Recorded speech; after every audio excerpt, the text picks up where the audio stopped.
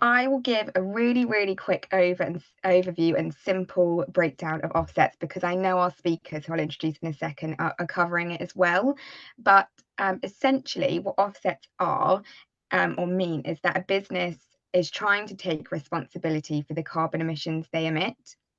So the most common way that businesses use offsets is that they measure their carbon footprint yearly, and then they buy offsets of the equivalent value to neutralize their footprint.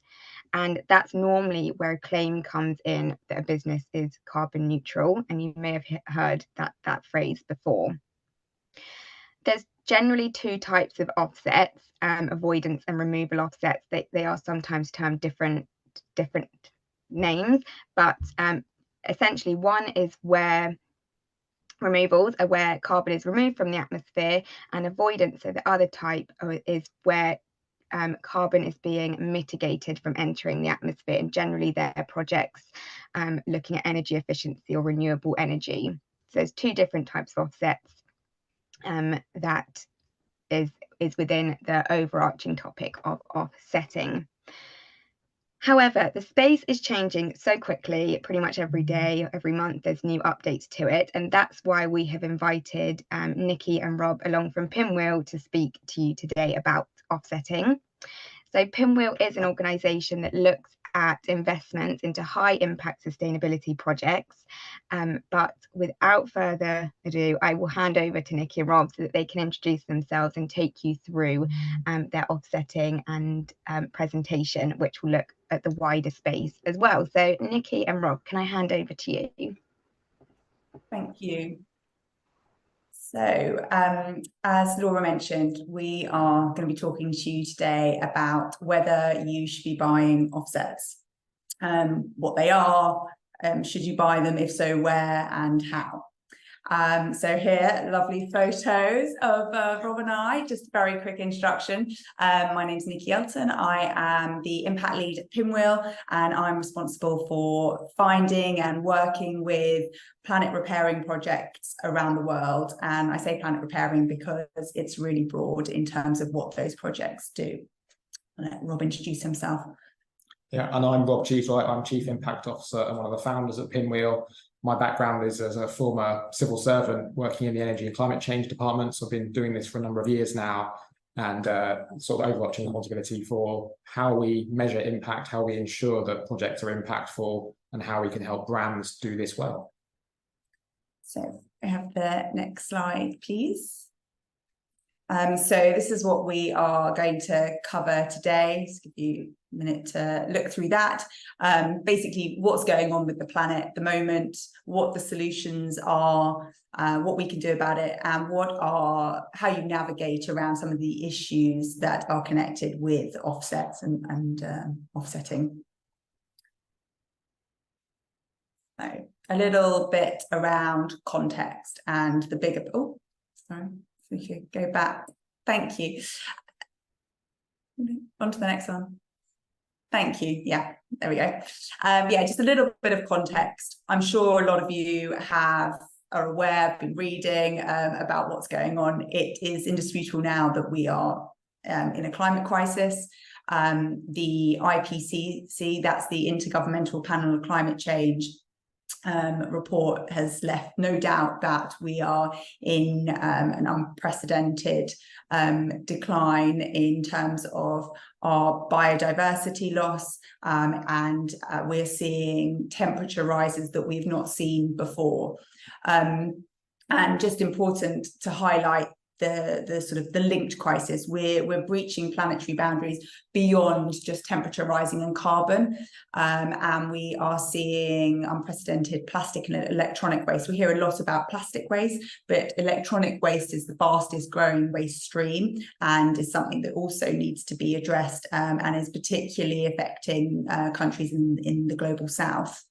And just quickly on biodiversity loss, we hear a lot about biodiversity. All that means is a term that covers living things on the planet, so animals, plants, fungi, and we are seeing that decline. And those three areas are all linked as well, and that can often be lost in the conversation where we focus on carbon. So how do we respond to that? You may have seen the 3 R's before: reduce, remove, restore. It's all number one priority for individuals, for companies, for governments. It's about reducing your carbon emissions, and that should always be your priority and top of your agenda. And I know Heart of the City talk about that with their members as well. And that's always our advice to our clients, is that needs to be your number one priority in terms of responding to your response to the climate crisis. But it is a multifaceted problem that needs a multifaceted response. So whilst after reducing your emissions, we need to then look at removing legacy carbon from the atmosphere, and restoring nature that will also then support removing carbon from in the natural process as well. So that's our response, if you like. But how do we respond with that? So we can have the next slide, please. So money, it always comes down to money. Don't worry about the details at the table here. It's just to show you that there is a massive gap. You hear about climate finance gap, and that is, the money that's needed to respond to the climate crisis. This graph just shows you capital flow for carbon, so it doesn't even look at what we need in terms of supporting biodiversity loss and waste. Lots of figures are branded around, going to the UN for sort of figures you can trust, hopefully. Industrialized countries need to provide $100 billion a year to developing countries so that they can adapt and move towards greener economies. It's believed there is a gap of $5 trillion globally we need by 2030 to fund climate change. So we're talking huge numbers. And, whilst it can be really overwhelming and depressing to think about those numbers and where's that going to come from, it's also a massive opportunity for businesses. And we are seeing that investors, clients, shareholders and staff are demanding it and wanting to see businesses fund and invest in the climate crisis to plug this finance gap. So some figures that we've seen in surveys from the likes of EY and Deloitte. So 77% of people globally believe that brands have more power to make a positive impact than governments in this space. So it's a real opportunity for companies to lead in this space. And consumers are demanding it, and 84% say that sustainability is important to them when making a purchasing decision. We're also seeing that investors and other businesses are requiring it when they're making purchasing decisions. So I'm sure a lot of you have received pitches, RFPs, where you are required to talk about your sustainability strategy. And it's something that really needs to be top of your agenda now, to help us fill that finance gap. So where do offsets come in? Once you have reduced your emissions as much as you possibly can, what do you do with the residual amount? Now, every individual and every company will have residual emission. We don't have the technology necessarily now, or if we do, it's not readily available, it's too costly, or it's not available to everyone. So there are emissions that you will be dealing with, and carbon credits have become a popular approach. You'll often hear carbon credits offsetting interchanged. It's important to be clear that they're not the same thing. So just quickly to explain sort of the difference in those. So a carbon offset is an activity that compensates for carbon dioxide emissions by providing a reduction elsewhere. And you will get a certificate for that offset, and that certificate is the carbon credit. You buy the credit, and that credit will represent 1 metric ton of carbon dioxide emissions, and that has a monetary value. And that credit is a transferable financial instrument, that is registered, and that is verified by a third party as being a ton of carbon that has been reduced or removed from the atmosphere. And often credits are bought and used to offset emissions because they are readily available and have been very cheap, and also have previously allowed companies to make claims. Laura mentioned at the beginning, people are using it to make claims such as net zero or carbon neutral. You see a lot of press, which we'll come on to shortly, of how those claims are coming under fire now. But it's also important to realise the difference between net zero and carbon neutral as well. And just very quickly, so a net zero claim is a science-based focused claim whereby you have to have reduced your emissions as much as possible and in line with science-based targets, whereas a carbon neutral claim, you don't necessarily have to have worked on reducing your carbon emissions, and you can just be offsetting your emissions to make that claim.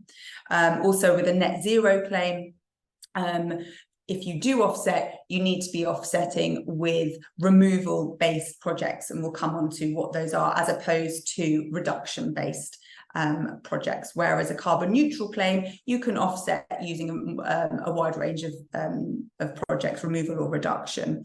Also important to note that net zero, there is you must be reducing your emissions, your indirect and direct emissions, so that's within your value chain and your wider value chain, looking at your suppliers, whereas carbon neutral is more narrow and it's looking at just your own value chain emissions, what's called scope 1 and 2 emissions. So a little bit of terms there to sort of dig into that often get confused.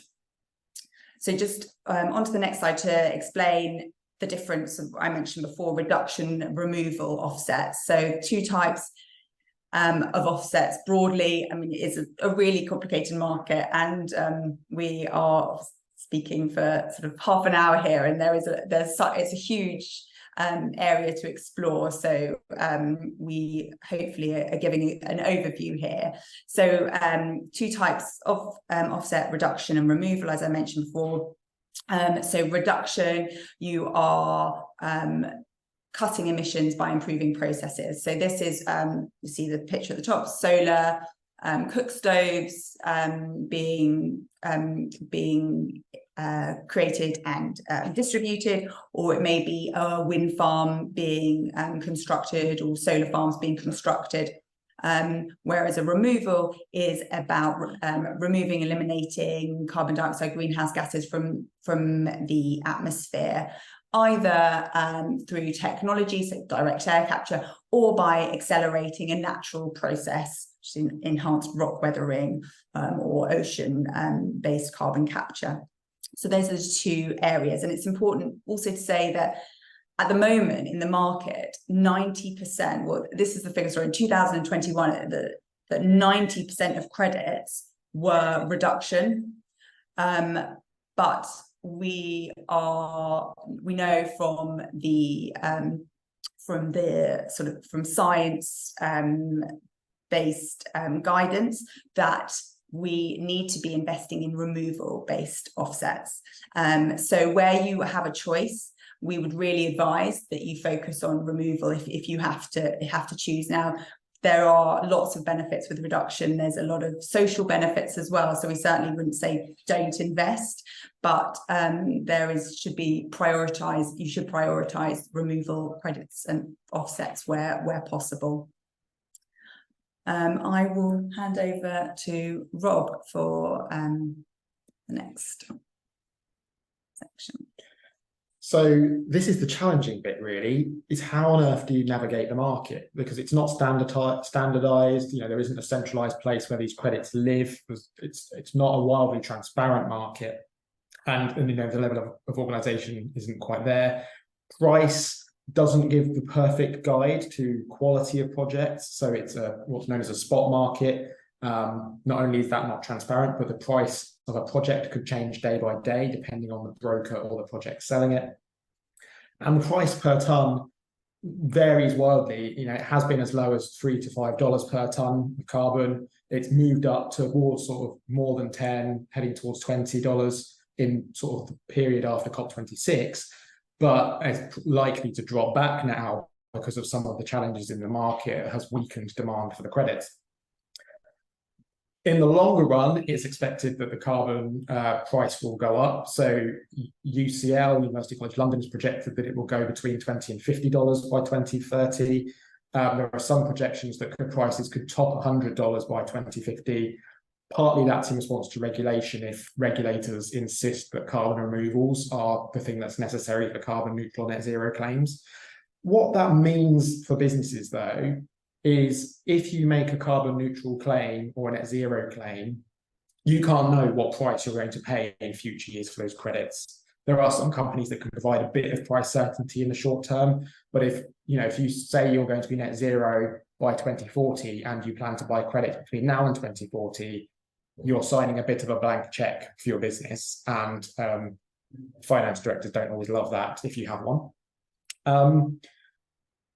It's a voluntary market, and part of the challenges with that is, whilst clearly you're going above and beyond when you do that, there is almost no regulation in this space. All the initiatives that are being drawn up in the guidelines are kind of coalitions of actors within the space, often with the kinds of acronyms like VCMI and IVCM, which are utterly kind of unnavigable.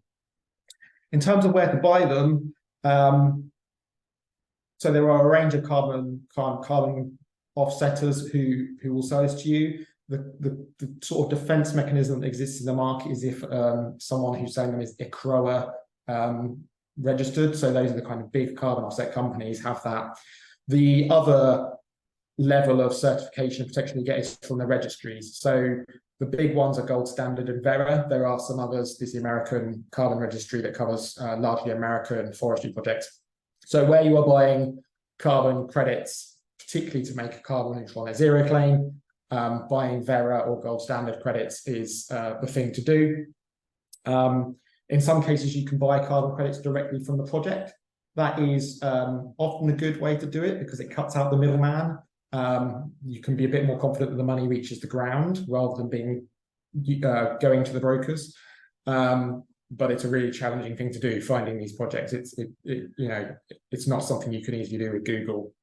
I'll sort of just mention the brokers thing. It's something we've come across a lot recently where I'm working directly with a project, I might be able to purchase a ton of carbon for $7 or $8 a ton, and the same project is being sold by a broker for, say, $15 a ton. So there's a sort of 100% markup going on there. So it is a really difficult market to navigate. And you can't be 100% confident that the way you're doing it is going to be the most effective way, both cost effective and effective for the planet and the project. So that does cause some challenges. The other thing to be aware of is the term vintage. So that essentially denotes the year that the credit was created. And the reason that's important is because there are some challenges in the market where people are selling credits that are sort of got a vintage of more than 5 or 6 years. They're considered lower value. It does mean that they can be got more cost effectively.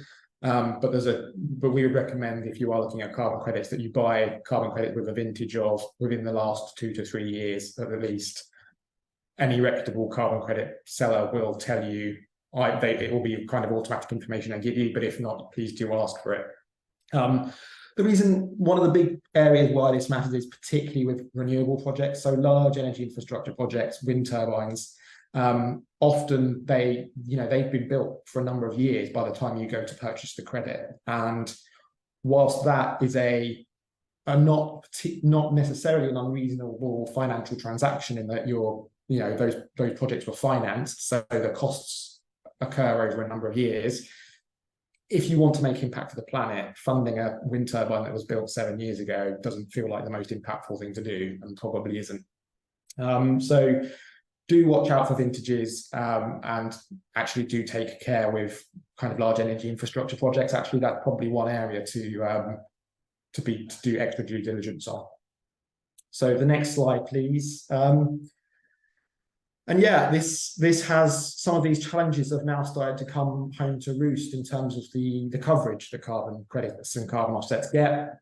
And the particular issue is the claims, because the carbon neutral claim, using credits to make that claim, is binary. It's either true or it's not. And if it turns out that any of those projects wasn't able to deliver the emission savings that were projected, then the claim ceases to be true, and you enter a sort of, well, certainly a risk that greenwashing has taken place. I don't want to overly critique carbon neutral claims, but by inherently only covering your internal emissions and then kind of doing the cheaper and available thing, it is now perceived as a shortcut rather than a really rigorous leading approach. And because it's a marketplaces tend to be cost-driven, and that has brought cheaper and cheaper projects to the market, and some of those have variable quality. One of the big areas to watch out for, so that first headline on the left there, around 90% of rainforest offsets was shown to be worthless. That's Guardian reporting. Those projects, REDD+ projects, they're called REDD+, where they have protected rainforest from potentially being felled. The modelling that underlies that, whether that forest would actually have been felled or not, is inherently uncertain, as all models are. But then when you've purchased a carbon credit, you're sort of saying, I guarantee that a ton of carbon has not been released from those trees. Well, that modelling doesn't enable such a specific binary claim, and that's where those projects have really come unstuck. So, you know, if you are, watch out for the claims is the key message here. I think if you're making a binary claim, you are likely taking a bit of a risk with your reputation. And REDD+ projects, the tree protection projects, are challenging to purchase. You can't be 100% confident that the value is there for the planet. So moving on to the next slide, to offset or not to offset. I mean, for a start, clearly offsetting is going above and beyond. It generates climate finance. There are some brilliant benefits of these projects. Often the co-benefits in terms of social benefits from cook stoves, avoiding people having to go out for firewood where they're at risk, and the health costs of burning firewood. Some of the social benefits are actually really powerful and would be worth doing if even without the carbon benefit potentially. And you know, the simplicity of the claim carbon neutral net zero has had, you know, appeal, and I think all of us have purchased something recently that says it's carbon neutral on it. And you know, it's a common industry response. It's something that's well established here, so it's not something that requires swimming against the tide. However, it has become a controversial act, certainly the claim side of offsetting, as per the coverage. The other thing to say on this is customers don't really understand it. They don't know the difference between net zero and carbon neutral. They don't know what a ton of carbon is. In fact, experts in the field, you know, imagining a ton of carbon, there's just a real lack of tangibility there. The Advertising Standards Authority has just in the last year published some research on this that found that consumers don't understand this stuff. When they learn that the product that they're purchasing is carbon neutral, not because the product itself is low or zero carbon, but because offsets have been bought, they get quite annoyed and angry. And the verbatim quote in that research shows that there was some pretty strong feelings about that. So it's not necessarily a slam dunk for customers either. As I said sort of earlier, it is a commoditized thing. You know, these things are being traded around. Pricing has trended towards the lower level because of that kind of market-based approach, which has benefits in terms of generating lots of finance, but it's created some of the less comfortable activities in the market. And the other thing to say about carbon offsetting is because it requires those projects to have delivered the tonnage of carbon, it really narrows the number of projects that are available. And some of the most impactful things that you could ever possibly fund don't then live on carbon registries. So if your number one concern is what is just the best thing that I could ever do for the planet, by having a filter in, it must have carbon credits. You are going to rule out some stuff that you might have otherwise wanted to rule in. So, for example, the long-term carbon removal projects that take carbon from the air and keep it out of the atmosphere for 1,000 years or more, and these are the big game changers that we need to get funding to, those don't currently live on carbon registries. Amazing nature-based projects like seagrass and kelp and salt marshes, these don't live on carbon registries yet. So, for instance, seagrass, depending on species, can sequester carbon 35 times faster than land-based trees. So in an ideal world, we'd be getting money to seagrass restoration. But if you had to buy carbon credits, you're not going to do that. So, we've got top tips at the end. One of them will be, think beyond carbon credits and indeed think beyond carbon, think biodiversity, because then you've got more options for impact. So in terms of best practice, what do we actually recommend? As we talked a little bit about it being a difficult market to navigate and difficult projects. So moving on to the next slide, the WWF blueprint is the key document for us, and it's well worth a read, and it's pretty clearly written as well, given it's written by a kind of climate policy nerd like me. They've done a good job of it, and essentially says do these things. So account and disclose your carbon emissions across your value chain, reduce those emissions, make a financial commitment. And this is really key here, because what they've not said is take your tonnage of carbon and use that to then offset. So use the residual emissions. They have broadened it out to different potential ways of creating your budget. So one way of creating your budget is to take your carbon emissions, and then that's your budget for investing in the planet. Buying carbon credits is one way, but you don't need to. But they recommend some other potential options. So a percentage of revenue, a percentage of profit based on staff size. And we're increasingly seeing this in the market, what's known as the money for money approach rather than the ton for ton approach, which is setting aside a budget and then using that to invest in planet repairing projects. And then they do recommend investing in climate projects and nature projects. So they do recommend not just sticking to carbon credits necessarily, although they do recommend carbon credits being part of the mix. And then become a real force for change and a real leader in this space. One of the things we see as being really effective partly is funding policy change campaigns. It's probably the best way to spend £1 or $1, more effective potentially in carbon credits, but it's also making your whole business aligned to this. One of the things that obviously has created some of the eye-rolling and greenwash risk is where bigger companies have talked a good game or said they're carbon neutral on one hand, but they're quietly working away in Westminster or Brussels trying to weaken environmental regulations. So there is a broader side to this story in terms of really aligning your business to this challenge. And a quick quote on the next slide from WWF, just to kind of hammer home this point, really. They recommend a contribution approach. So if offsetting is a compensation approach, you compensate for your emissions, they say actually get a budget and contribute to planet repairing projects. And whilst carbon credits then are potentially a really good part of the solution, and they say high quality carbon credits, so they clearly alive to some of the challenges with buying projects, but then also make investments in nature, climate and social projects as well. So broadening out to biodiversity and beyond carbon is clearly what best practice looks like from WWF's perspective.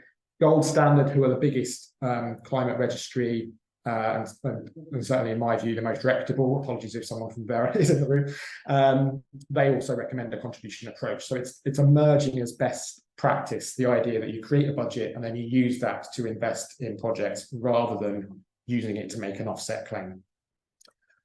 And the reason for that, going to the next slide, please, is because that's kind of what's demanded of the 3 R's up front. If we're talking reduce, remove, and restore, and as Nikki said, the solutions are holistic. Peatlands and wetlands are the richest carbon stocks in the world. Oceans play a hugely crucial role in absorbing and storing carbon. As I say, seagrass is a wonder plant for that, and easily the most impressive thing that nature has given us in the climate fight. But also in and of themselves, the biodiversity crisis is potentially a bigger crisis with a more immediate impact in terms of human survivability than the climate one. In particular, there's the role for keystone species. So forgive me for taking a touch of a detour here, but one of the things that we would recommend companies do is create portfolios of projects that add up to more than the sum of their parts. So for instance, if you had a plastic project that stopped plastic going into the oceans, you would be able to protect sea turtles. One of the big causes of sea turtle mortality is plastic. But if you also were to be able to protect sea turtle hatchling beaches, that would have an impact for sea turtles. And one of the co-benefits of sea turtles, because they're a keystone species, is that they prune and protect seagrass that enables that to grow faster and more strong, and that then sequesters more carbon as a result. Completing the circle, in a relatively recent discovery, seagrass produces Neptune balls, so it clumps up microplastics where it's then washed onto the shore. So seagrass then goes on to deal with protecting sea turtles. So if you're doing something about plastic, supporting keystone species, particularly sea turtles in this case, and doing something on an amazing carbon project, say seagrass, you've created this whole ecosystem effect. And there's real magic there. And what I've tried to do there in my slightly nerdy way is storytelling. And I think that's a real potential for companies doing this. There's way more storytelling value that can be got out of doing this than we're probably doing just by kind of saying we're carbon neutral, net zero. And that's the kind of core of the kind of contribution approach. Just moving on to the next slide, please.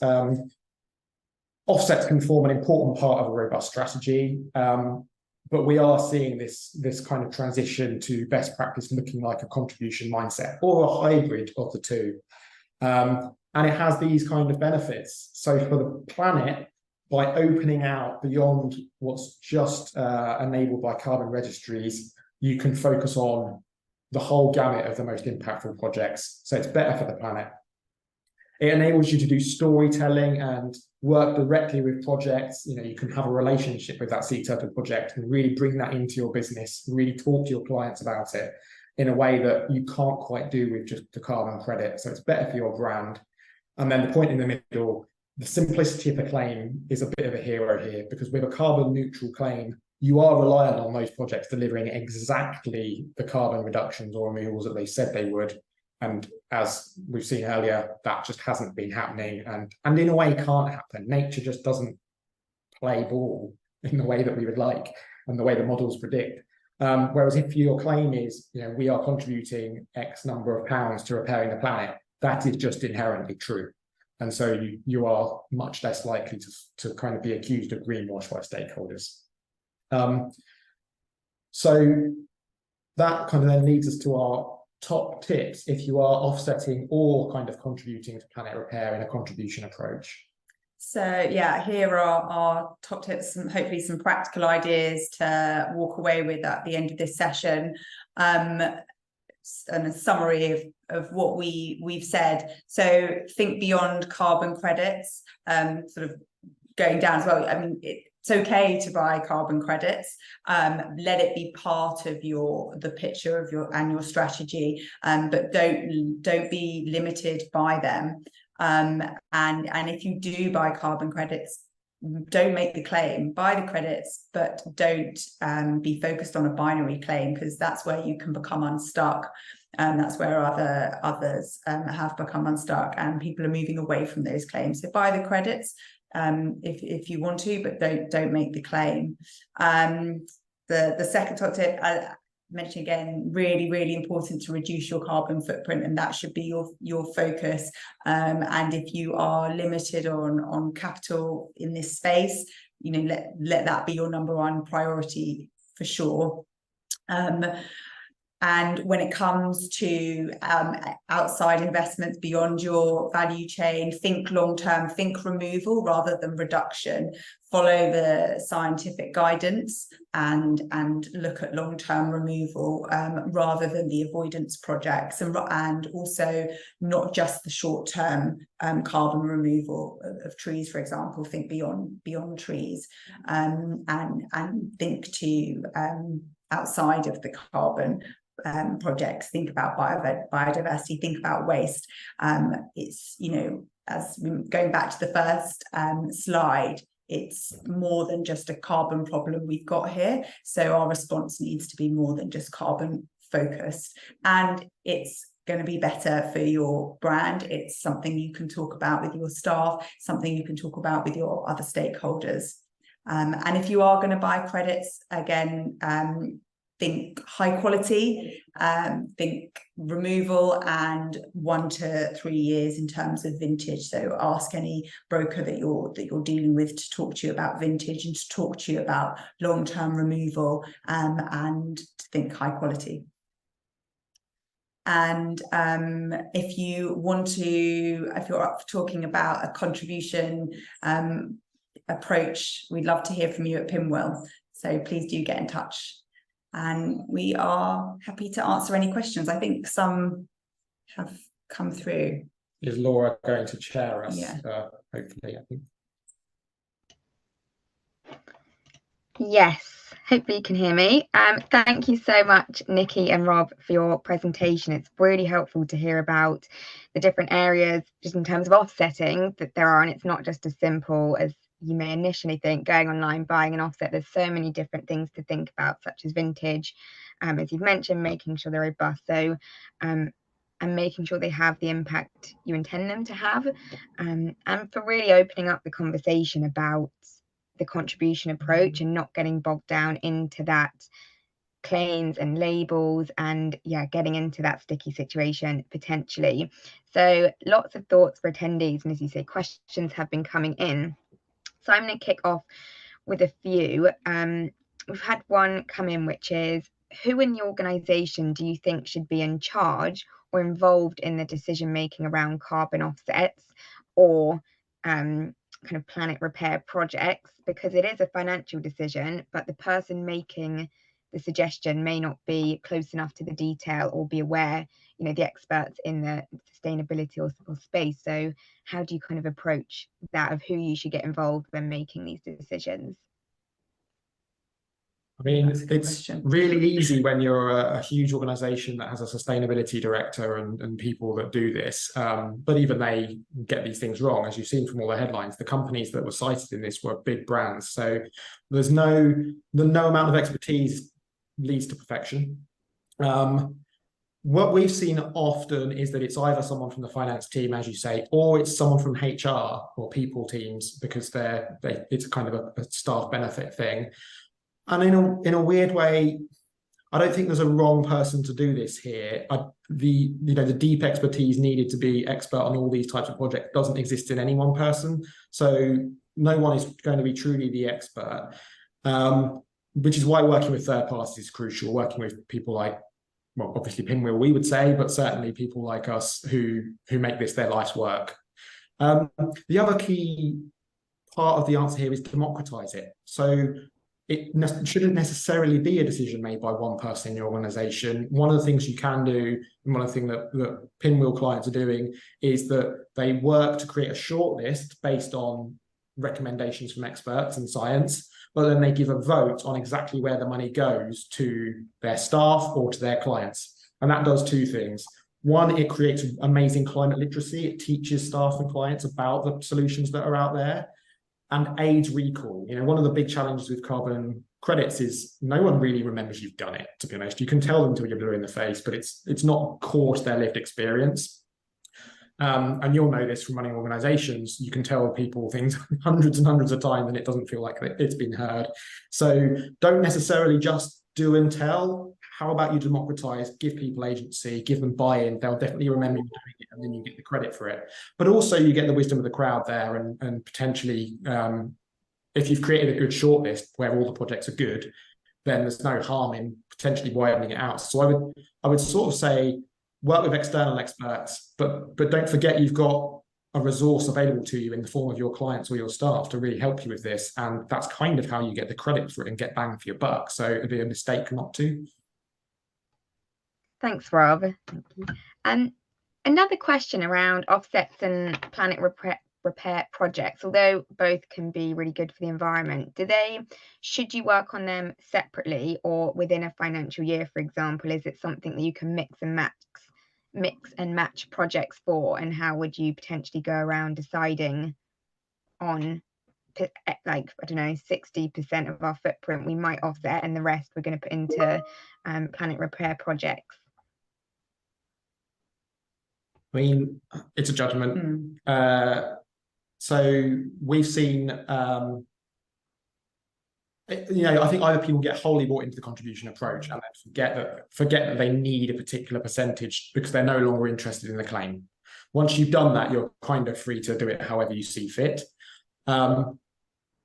What you then could do is add in some percentage of carbon credits where you want that third-party verification piece of some of them. There is a little bit of someone stood behind you saying, yes, there's a methodology to this.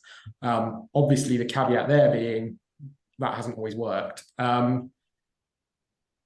We do get a very good number of people doing a hybrid where they buy enough carbon credits to be carbon neutral so that they can still say that. And then they either add the same amount again or 50% again for planet repairing projects. That enables them to fund some long-term carbon removal in particular, but then also do some biodiversity as well as carbon.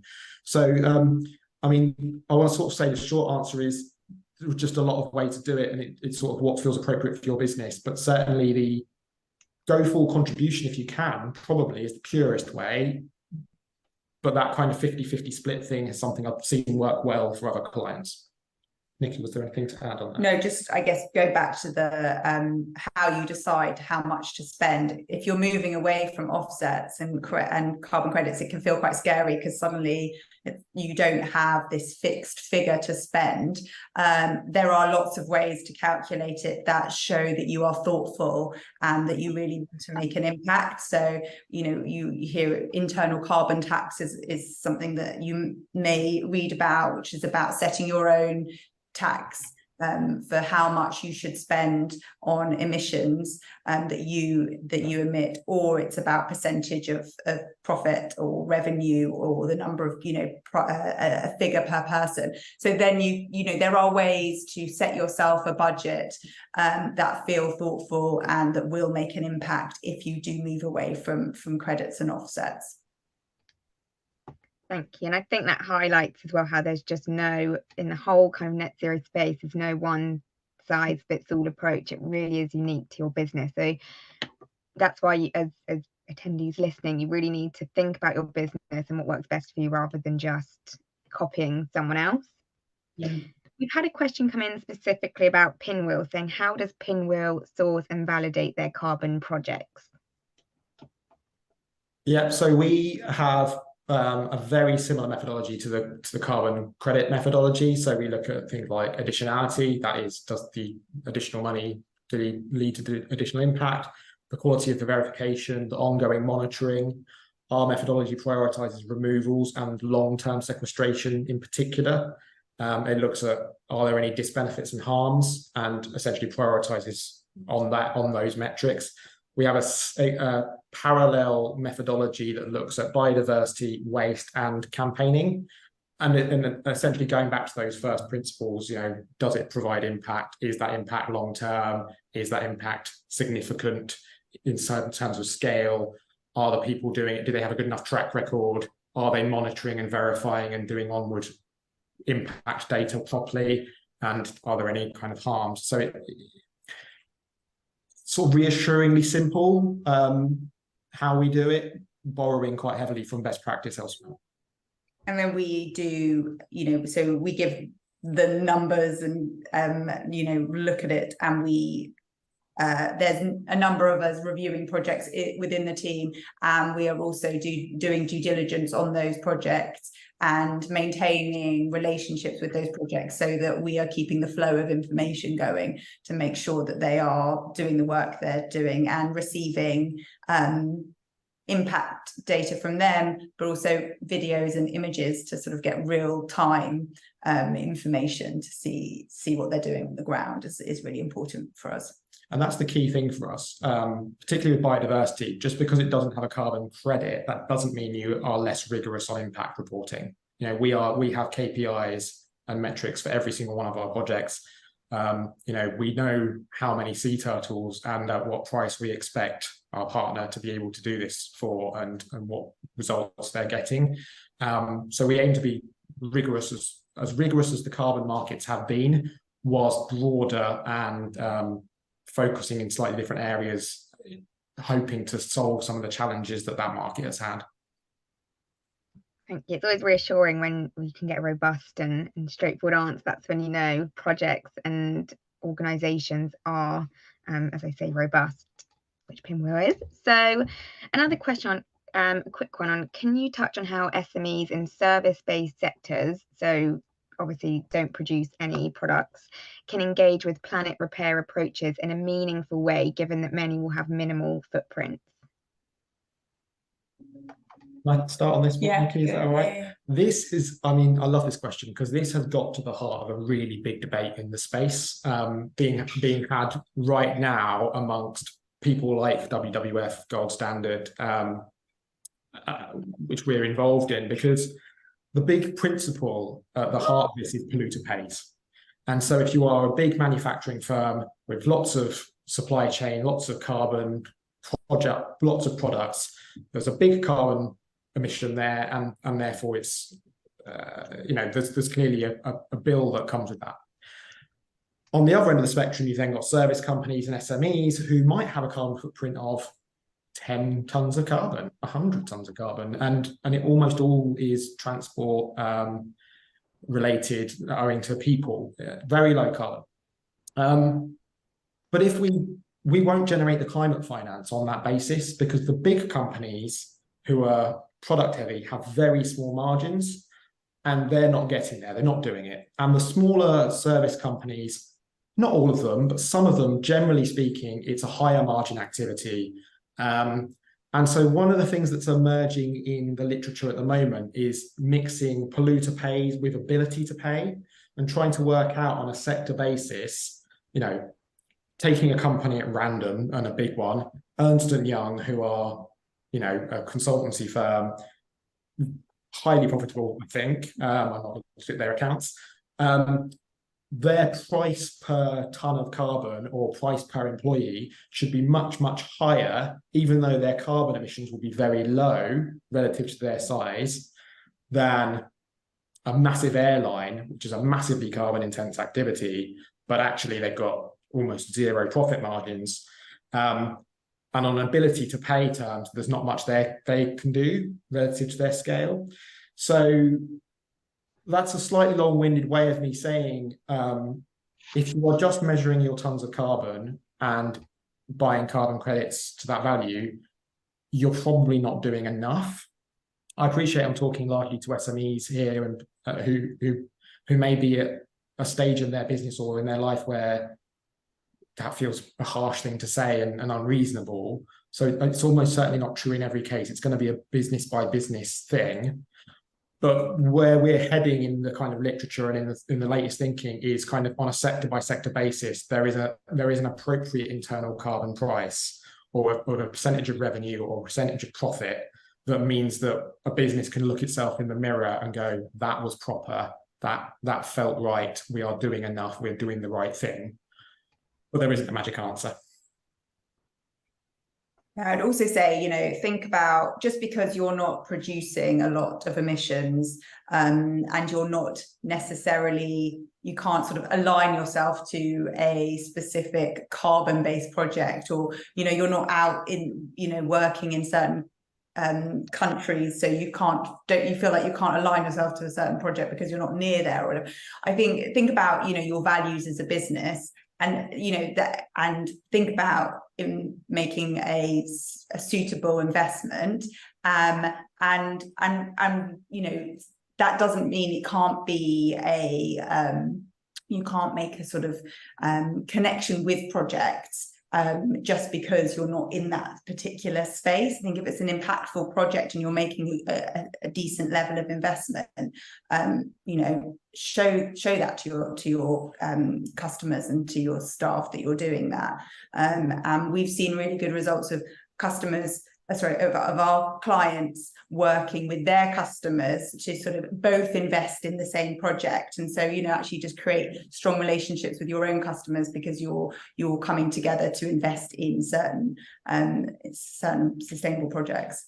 Yeah, and the barriers to entry don't need to be too high as well. So I mean, some of the projects we have on our portfolio, you can fund with relatively small sums of money. So I don't know, this feels like one where it'd be very easy to get bogged down and worry about what's the right amount and can I afford it. My instinct would be, whatever you can afford, just get on and do something. And there's a sort of real power to just acting. Take that budget, invest in some projects that are high potential, and get some impact data back, and learn and grow and learn from there. I would say be brave and start and do something, rather than get kind of into a slight cycle of academically what is the right answer, because often, well, we're just seeing a lot of people get stuck there and never really get to the action bit. Thank you. And really, really quickly, because I guess this Planet Repair is seemingly quite a new concept to people. Essentially, it is similar to carbon credits. It just doesn't have that official carbon credit signature or stamp on it.